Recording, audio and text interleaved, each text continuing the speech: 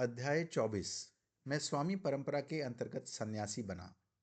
गुरुजी, मेरे पिताजी मेरे लिए उत्सुक हैं कि मैं बंगाल नागपुर रेलवे के साथ कार्यकारी पद स्वीकार करूं, पर मैंने उनको निश्चित रूप से मना कर दिया है। मैंने आशापूर्वक कहा, क्या आप मुझे स्वामी परंपरा में सन्यासी नहीं बनाएंगे? मैंने विनतीपूर्वक अपने गुरु की ओर देखा। पिछले वर्षों में मेरी दृढ़ता की गहराई परखने के लिए उन्होंने मेरी यह प्रार्थना अस्वीकार कर दी थी। यद्यपि आज वे कृपापूर्वक मुस्कुराए। ठीक है, कल मैं तुम्हें स्वामी परंपरा में दीक्षित करूंगा, शांत भाव से उन्होंने आगे कहा। मुझे खुशी है कि सन्यासी बनने की अपनी इच्छा में तुम दृढ़ रहे। लहरी महाशय प्रायः कहा करते थे, यदि तुम ईश्वर को अपनी ग्रीष्मकालीन अतिथि बनने का निमंत्रण नहीं दोगे, वे तुम्हारे जीवन के शीतकाल में नहीं आएंगे। प्रिय गुरुजी, मैं आपके पूजनीय स्व की तरह स्वामी परंपरा के अपने लक्ष्य से कभी नहीं लड़खड़ा सकता। मैं उन्हें असीम स्नेह से देखकर मुस्कुराया। वह जो अविवाहित है उन चीज़ों को चाहता है जो ईश्वर की हैं, कि वह ईश्वर को कैसे प्रसन्न करे। पर वह जो विवाहित हैं सांसारिक चीज़ों को चाहता है कि वह अपनी पत्नी को कैसे प्रसन्न करे। मैंने अपने अनेक मित्रों के जीवन की विश्लेषण किया है। उन्होंने जिन्होंने विशिष्ट विशिष्ट आध्यात्मिक अनुशासन ग्रहण करके उसके बाद विवाह किया था। सांसारिक उत्तरदायित्वों के सागर पर उतरने के बाद वे गहरे ध्यान के अपने संकल्प को भूल गए। ईश्वर को जीवन में गौण स्थान देना मेरे लिए अकल्पनीय था। यद्यपि वह ब्रह्मांड का एकमात्र स्वामी है, हर जीवन में चुपचाप हम पर उपहारों की वृष्टि करता रहता है। फिर भी एक चीज़ है जो उसके पास नहीं है और जिसे हर मानवीय हृदय चाहे देने या रोकने में सक्षम है, मनुष्य का प्रेम। रचनाकर का अपनी उपस्थिति के रहस्य को सृष्टि के हर परमाणु में छिपाने की असीम प्रयत्न का एक ही उद्देश्य हो सकता है, यह संवेदनशील इच्छा कि मनुष्य उसे अपनी स्वतंत्र इच्छा शक्ति से खोजे।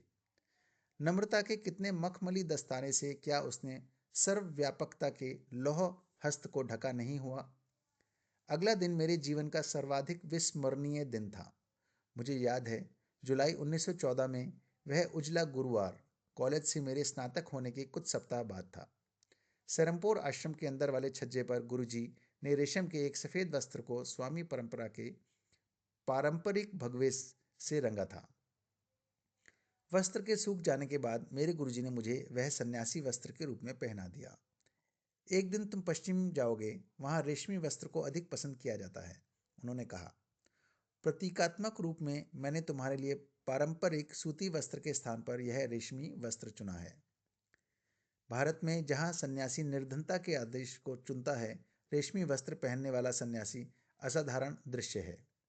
फिर भी अनेक योगी रेशमी वस्त्र पहनते हैं जो सूती वस्त्र की अपेक्षा शरीर के विशेष सूक्ष्म प्रवाहों को बेहतर सुरक्षित रखते हैं। मुझे अनुष्ठानों में रुचि नहीं है, श्री युक्तेश्वर जी ने कहा। मैं तुम्हें विधिवत रीति से अनुष्ठान के बिना स्वामी बनाऊंगा। स्वामी परंपरा के विविध दिशा या पूर्ण अनुष्ठान में एक यज्ञ होता है जिसके दौरान प्रतीकात्मक रूप से अंतिम संस्कार किया जाता है। शिष्य के भौतिक शरीर को ज्ञान की लौ में अंतिम संस्कार द्वारा मृत दर्शाया जाता है। नव दीक्षित स्वामी को एक मंत्र दिया जाता है, जैसे यह आत्मा ब्रह्मा है, या तुम वह हो, या मैं वह हूँ। यद्यपि श्री युक्तेश्वर जी ने सरलता के प्रति अपने प्रेम के कारण सभी औपचारिक विधियों को छोड़ा और मुझे केवल एक नया नाम चुनने के लिए कहा। मैं तुम्हें वह स्वयं चुनने का विशेष अधिकार देता हूँ, उन्होंने मुस्कुराते हुए कहा। योगानंद। एक क्षण विचार कर मैंने कहा, इस नाम का शाब्दिक अर्थ है दिव्य एकत्व, योग द्वारा आनंद। ऐसा ही हो। अब से अपने पारिवारिक नाम मुकुंदलाल घोष को त्याग कर तुम स्वामी परंपरा की गिरी शाखा के योगानंद कहलाओगे।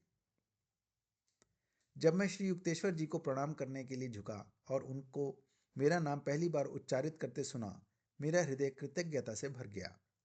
कितने स्नेह से और अथक रूप से उन्होंने परिश्रम किया कि बालक मुकुंदा किसी दिन सन्यासी योगानंद में रूपांतरित हो जाए। मैंने खुशी से शंकर भगवान के लंबे संस्कृत भजन की कुछ पंक्तियां गाईं। मन ना बुद्धि ना अहंकार चित्त, आकाश ना धरती ना धातु हूँ मैं वह हूँ, मैं वह हूँ, धन्य आत्मा मैं वह हूँ। ना जन्म ना मरण ना जाति है मेरी, पिता माता नहीं है मेरे कोई, मैं वह हूँ, मैं वह हूँ, पवित्र आत्मा मैं वह हूँ। कल्पना की उड़ानों के परे निराकार हूँ मैं, समस्त जीवन के अंगों को व्याप्त करता हूँ। बंधन से भयभीत नहीं मैं, मुक्त हूँ, नित्य मुक्त। मैं वह हूँ, मैं वह हूँ, धन्य आत्मा मैं वह हूँ। प्रत्येक स्वामी प्राचीन संन्यास परंपरा का सदस्य माना जाता है, जिसे इसके वर्तमान रूप में शंकर द्वारा संगठित किया जाता है। चूंकि यह औपचारिक परंपरा है, सक्रिय नेतृत्वकर्ताओं के रूप में संत प्रतिनिधियों की एक अट्टू श्रृंखला इसका मार्गदर्शन करती है। कोई व्यक्ति स्वयं को स्वामी की पदवी नहीं दे सकता, वह इसे केवल दूसरे स्वामी से उचित रीतिपूर्वक प्राप्त करता है। इस प्रकार सभी सन्यासी अपनी परंपरा को एक सामूहिक गुरु भगवान शंकर की परंपरा का मानते हैं।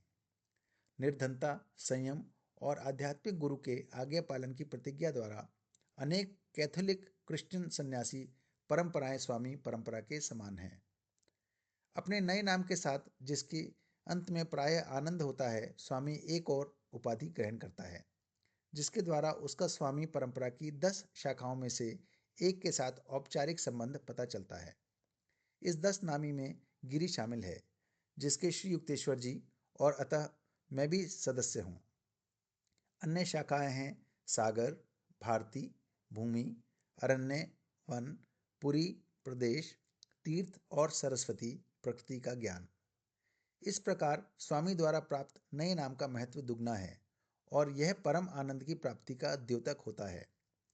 किसी दिव्य गुण या अवस्था द्वारा प्रेम, ज्ञान, भक्ति, सेवा, योग और साथ ही प्रकृति के साथ सामंजस्य द्वारा जो उसके सागर, पर्वत, आकाश आदि के विशाल विस्तार में अभिव्यक्त होता है। समस्त मानव जाति की निस्वार्थ सेवा का आदर्श और व्यक्तिगत बंधनों और महत्वाकांक्षों का त्याग अधिकांश स्वामियों को सक्रिय रूप से भारत में या कभी कभी विदेश में भी लोकोपकारी और शिक्षा के कार्यों की ओर ले जाता है। जाति, संप्रदाय, वर्ग, वर्ण या लिंग के समस्त पूर्वाग्रहों को छोड़ स्वामी मानवीय बंधुत्व के भाव का अनुसरण करता है। उसका लक्ष्य परमात्मा के साथ पूर्ण एकत्व है। अपनी जागृत और सुप्त चेतना को मैं वह हूँ के विचार में रंग कर वह संतोषपूर्वक संसार में विचरण करता है, पर उसका होकर नहीं। इस प्रकार केवल वह ही स्वामी की अपनी उपाधि के साथ न्याय कर सकता है, जो स्व या परम आत्मा के साथ एकत्व के लिए प्रयत्नशील है। यह कहने की आवश्यकता नहीं है कि औपचारिक रूप से उपाधि प्राप्त सभी स्वामी अपने इस उच्च लक्ष्य को सफलतापूर्वक प्राप्त करने में सफल नहीं होते। श्री युक्तेश्वर जी स्वामी और योगी दोनों थे। एक स्वामी जो पहले प्राचीन परंपरा से संबंध होने के कारण एक सन्यासी होता है, सदैव योगी नहीं होता। कोई भी व्यक्ति जो ईश्वर से संपर्क की वैज्ञानिक विधि का अभ्यास करता है, वह योगी होता है। वह विवाहित या अविवाहित, एक सांसारिक व्यक्ति या औपचारिक रूप से धार्मिक संबंधों वाला हो सकता है। एक स्वामी संभवतः केवल शुष्क तर्क, उदासीन त्याग के पथ का पालन करे, पर एक योगी सुनिश्चित कर्मिक विधि का पालन करता है, जिसके द्वारा शरीर और मन अनुशासित होते हैं और आत्मा मुक्त होती है। किसी भी चीज को भावनात्मक स्तर पर या आस्था द्वारा स्वीकार न करते हुए एक योगी पूरी तरह से परीक्षित अभ्यासों की श्रृंखला का पालन करता है, जिन्हें प्राचीन ऋषियों ने योजनाबद्ध किया था। भारत के हर काल में योग ने ऐसे पुरुषों को जन्म दिया जो पूर्ण रूप से मुक्त हो गए, सच्चे योगी क्राइस्ट। अन्य किसी विज्ञान की तरह योग हर स्थान और हर समय के लोगों पर लागू होता है। कुछ अन्य अज्ञानी लेखकों द्वारा फैलाए गए इस अनुमान ने कि योग पश्चिम लोगों के लिए अनुपयुक्त है, पूर्णतः असत्य है और अनेक निष्ठावान छात्रों को खेदजनक ढंग से इसके बहुआयामी आशीषों से वंचित किया है। योग विचारों के स्वाभाविक हलचल को नियंत्रित करने की विधि है, जो अन्यथा सब स्थानों के सभी लोगों को आंशिक रूप से आत्मा के सच्चे स्वभाव की झलक देने से वंचित रखते हैं। सूर्य के आरोग्यकर और निष्पक्ष प्रकाश की भांति योग के लिए पश्चिम या पूर्व की कोई सीमा नहीं होती। जब तक मनुष्य अशांत विचारों वाले मन से युक्त है, तब तक योग या नियंत्रण की सार्वभौमिक आवश्यकता रहेगी। प्राचीन ऋषि पतंजलि ने योग को तुच्छ दिमागी वस्तुओं के उतार चढ़ाव पर नियंत्रण कहकर वर्णित किया है। उनका बहुत छोटा और विद्वतापूर्ण ग्रंथ योग सूत्र भारतीय दर्शन के 6 दर्शन में से एक है। पाश्चात्य दर्शनों के भेदों के विपरीत सभी 6 हिंदू दर्शनों में न केवल सैद्धांतिक बल्कि व्यवहारिक शिक्षाएं सम्मिलित हैं। तात्विक विज्ञान संबंधी सभी संभावित प्रश्नों सहित 6 दर्शन 6 सुनिश्चित अनुशासनों को सूचित करते हैं, जिनका लक्ष्य दुख का स्थायी निवारण और अनंत आनंद की प्राप्ति है। 6 दर्शन को समान रूप से जोड़ने वाला धागा यह घोषणा है कि परम वास्तविकता के ज्ञान के बिना मनुष्य के लिए सच्ची मुक्ति संभव नहीं है। बाद के उपनिषदों ने पुष्ट किया कि सत्य के प्रत्यक्ष ज्ञान के लिए 6 दर्शनों में योग सूत्र सबसे अधिक सक्षम विधियों से युक्त है। योग की व्यवहारिक विधियों द्वारा व्यक्ति अनुमान के खंडहर क्षेत्रों को सदा के लिए पीछे छोड़ देता है और परम तत्व की अनुभव द्वारा बोध प्राप्त करता है। पतंजलि द्वारा दर्शाई गई योग विधि को 8 अंगों वाले मार्ग के रूप में जाना जाता है। प्रथम चरण यम और 2 नियम में 10 नकारात्मक और सकारात्मक नैतिकताओं का पालन आवश्यक है। दूसरों के प्रति हिंसा, असत्य, चोरी, असंयमता, उपहार लेना जिसमें बाध्यता आती है, इनसे बचना और शरीर तथा मन की पवित्रता, संतोष, आत्मानुशासन, स्वाध्याय और ईश्वर के प्रति भक्ति। अगले चरण हैं 3 आसन, उचित मुद्रा, मेरुदंड को सीधा रखना आवश्यक है और शरीर स्थिर ध्यान के लिए विश्राम की अवस्था में रहना। चौथा प्राणायाम, प्राण सूक्ष्म जीवन प्रवाह पर नियंत्रण। और 5वां प्रत्याहार, बाह्य पदार्थों से इंद्रियों को हटाना। अंतिम चरण योग के उचित रूप हैं। 6 धारणा, एकाग्रता, मन को एक विचार पर रखना। 7वां ध्यान और 8वां समाधि, परम चेतना की अनुभूति। यह योग का 8 अंगों वाला मार्ग है जो व्यक्ति को कैवल्य परिपूर्णता के अंतिम लक्ष्य की ओर ले जाता है। इस शब्द को विस्तार से इस प्रकार कहा जाता है, समस्त बौद्धिक समझ से परे सत्य का बोध। कौन अधिक महान है हम पूछ सकते हैं, एक स्वामी या एक योगी। यदि और जब ईश्वर के साथ अंतिम एकत्व प्राप्त होता है, विभिन्न मार्गों की भिन्नता गायब हो जाती है। फिर भी भगवत गीता बताती है कि योग की विधियां सबको सम्मिलित करने वाली हैं। इसकी विधियां केवल विशेष प्रकार के व्यक्ति या स्वभावों के लिए ही नहीं हैं, जैसे कि उन थोड़े से लोगों के लिए जिनकी रुचि सन्यासी जीवन में है। योग के लिए किसी औपचारिक निष्ठा की आवश्यकता नहीं है, क्योंकि यौगिक विज्ञान सार्वभौमिक आवश्यकता को संतुष्ट करता है। इसकी स्वाभाविक सार्वभौमिक उपयुक्तता है। एक सच्चा योगी संसार में कर्तव्यनिष्ठ रह सकता है, वहां वह पानी पर मक्खन की तरह है, ना कि अमथी और अनुशासनहीन मानवता के आसानी से जल मिश्रित दूध की तरह। अपने सांसारिक कर्तव्यों को निभाना सचमुच उच्च पथ है, अगर योगी अहम की इच्छाओं में मानसिक रूप से ना उलझकर ईश्वर के तत्पर माध्यम के रूप में अपनी भूमिका निभाता है। ऐसी अनेक महान आत्माएं हैं जिन्होंने अमेरिकन, यूरोपियन या अन्य अहिंदू शरीर धारण किए हुए हैं, भले ही उन्होंने स्वामी या योगी शब्द कभी नहीं सुना हो। फिर भी वे उन परिभाषाओं के सच्चे उदाहरण हैं। मानवता के प्रति अपनी निस्वार्थ सेवा द्वारा या अपनी भावनाओं और विचारों पर नियंत्रण द्वारा या ईश्वर के प्रति अपने हृदय के एक निष्ठ प्रेम द्वारा या अपनी एकाग्रता की महान शक्तियों द्वारा वे एक अर्थ में वस्तुतः योगी हैं। अपने लिए उन्होंने योग का लक्ष्य रखा है आत्मनियंत्रण। ये लोग और भी अधिक ऊंचाइयों पर होते हैं अगर उन्हें योग के सुनिश्चित विज्ञान की शिक्षा दी गई होती, जो व्यक्ति के मन और जीवन को अधिक सचेतन दिशा देता है। कुछ पाश्चात्य लेखकों ने सतही रूप से योग को गलत समझा है, पर इसके आलोचक कभी भी इसका अभ्यास करने वाले नहीं होते। योग के अनेक विचारपूर्ण प्रशंसनीय उल्लेखों में से यहाँ प्रसिद्ध स्विस मनोवैज्ञानिक C.G. युंग का प्रशंसा का उल्लेख किया जा सकता है।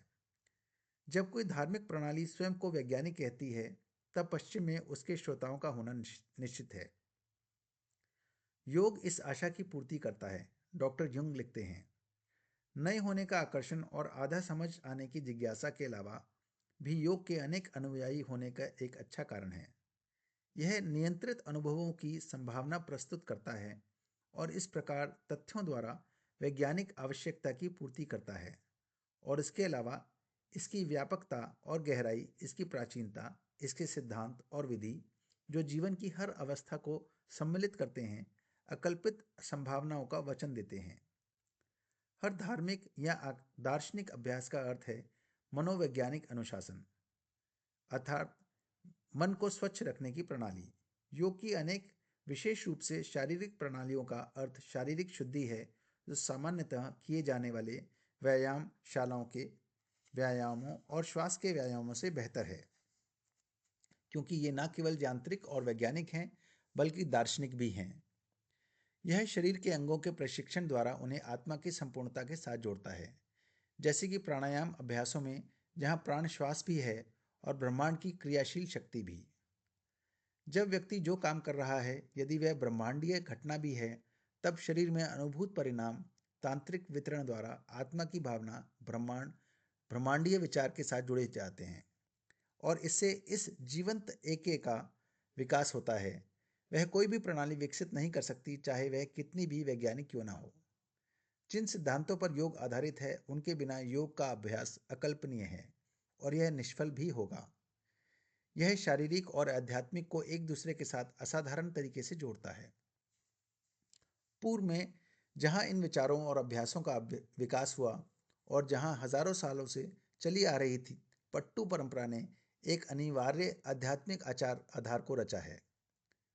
योग, जैसा मैं आसानी से विश्वास कर सकता हूँ, शरीर और मन को एक करने की पूर्ण और उचित प्रणाली है, ताकि उनमें ऐसी एकता हो जाए जिस पर शायद ही प्रश्न उठाए जा सके। यह एकता एक मनोवैज्ञानिक प्रभाव की रचना करती है, जो चेतना को पार करने वाली अंतज्ञ को संभव बनाती है। पश्चिम में वह दिन निकट आ रहा था जब आत्मनियंत्रण के आंतरिक विज्ञान को उतना ही आवश्यक माना जाएगा जितना प्रकृति पर बाहरी विजय को। इस नए परमाणु युग में मनुष्यों के दिमाग अब वैज्ञानिक रूप से इस निर्विवाद सत्य द्वारा गंभीर और विस्तृत होंगे कि पदार्थ वास्तव में शक्ति का घनीभूत रूप है। मानवीय मन की सूक्ष्मतर शक्तियां उन शक्तियों को मुक्त कर सकती हैं और अवश्य करें जो पत्थरों और धातुओं से अधिक हैं। अन्यथा धात्विक परमाणु दानव जो नया नया बेलगाम हुआ है, विवेकहीन विनाश में विश्व की ओर ना मुड़ जाए।